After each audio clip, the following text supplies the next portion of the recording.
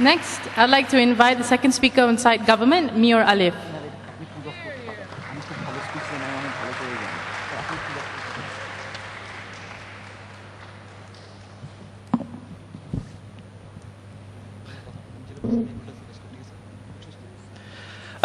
First and foremost, ladies and gentlemen, I just want to take this opportunity to pay a tribute to Zamir, who's sitting out this round. Zamir, if you're out there, congratulations to you too for making to the finals.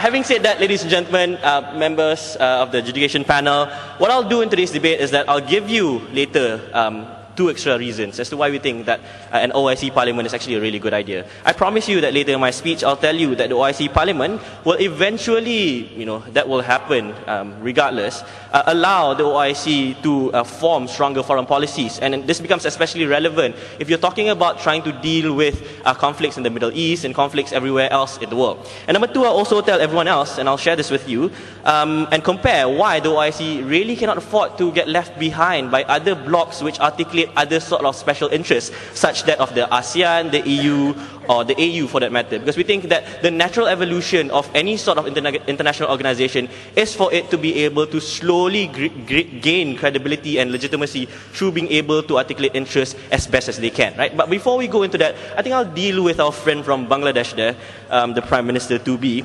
on two things, right? Number one, on the question of the disparity that exists within member countries in an OIC parliament. Let's just first consider what he's really telling you, ladies and gentlemen. He's just really telling you that if you want a parliament and you want a parliament to be functioning, you need members in the parliament who are all uniformed and don't have any special interests of their own. Because what he really wants at the end of the day is for us to vouch for a sort of conformity amongst every members. He wants us to vouch for a parliament which ultimately just simply wants to talk about the same thing, and wants a parliament which will disallow countries like Iran or Syria to just simply, lobby.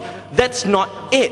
The point of a parliament, ladies and gentlemen, and I really don't need to remind this to everyone, is for individuals to be able to come to those, to that institution with the kind of differing disparities and make a case in defense of those disparities.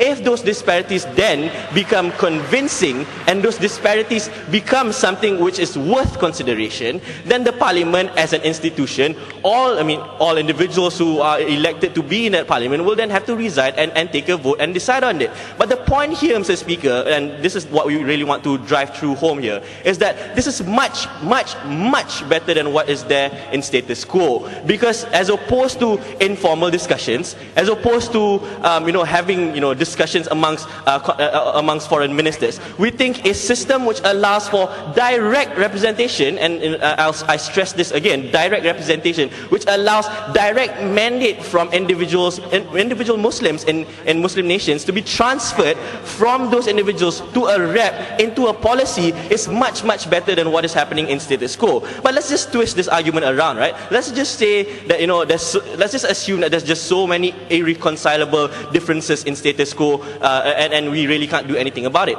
How is sticking with the Conference of Ministers, presumably the obvious institution which now resolves differences, any better than what we are proposing? Because if you really think that these disparities cannot be reconciled, then why have an OIC at all? Because the reason why the OIC is there is to try as much as possible, year in, year out, to reconcile those differences. And that's the whole point. That's really why we in the Constitution acknowledge that solidarity is ultimately our end goal and our end game. And that really just settles disparity. I think it's unfair for them to say that the EU is homogeneous, because it's not. Latvia, Lithuania, these are countries who would prefer speaking Russian, for God's sake, but they are still there in the EU, and there's huge disparities also there. Yet this is an organization with a functioning parliament and is taken seriously by other international players in the international platform. And we think OIC must be there because there's billions of Muslims out there, and it's simply unfair for us not to be represented properly. Now let's go into substantive, right? Okay, fantastic.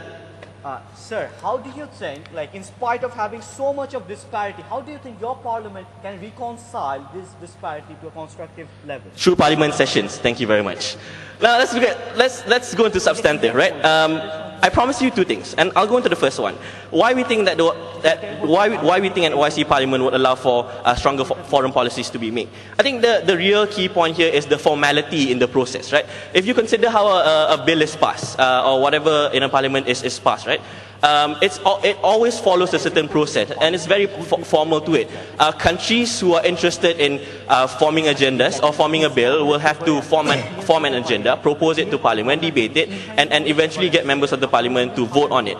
The problem with status quo, with regards to the OIC, voicing its interest or its stance or anything of that sort on an international platform, is that there's doubts over how that decisions is really made or arrived at in the first place. The difference when you have a parliament, ladies and gentlemen, is that whenever now the OIC wishes to embark on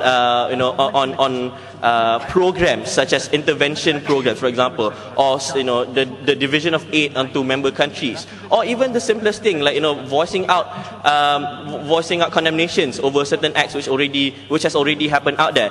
A parliament will help to formalize this process more than it is now as a status quo. Because at the end of the day, ladies and gentlemen, what we have here is a diverse group of countries. You have to realize that we agree that Qatar, there are a lot of countries out there which have the resources to actually do something. Similarly, in the United Nations and similarly in the EU, you have like countries who have the resources to pour into programs and pour into activities which the OIC wishes to embark in. But the fact here remains is that unless and until a parliament is formed and some sort of formal process is there for member countries to simply say that, look, I want to do something, I am the point person, and we can do it together, then we don't think this is ever going to make OIC look any better than it is as of status quo. But this also functions externally, because as of now, if ever, and we presume, and we think this is very likely, ladies and gentlemen, that more issues related to the Muslim world will crop up on the international platform. Therefore, as an organization which claims to articulate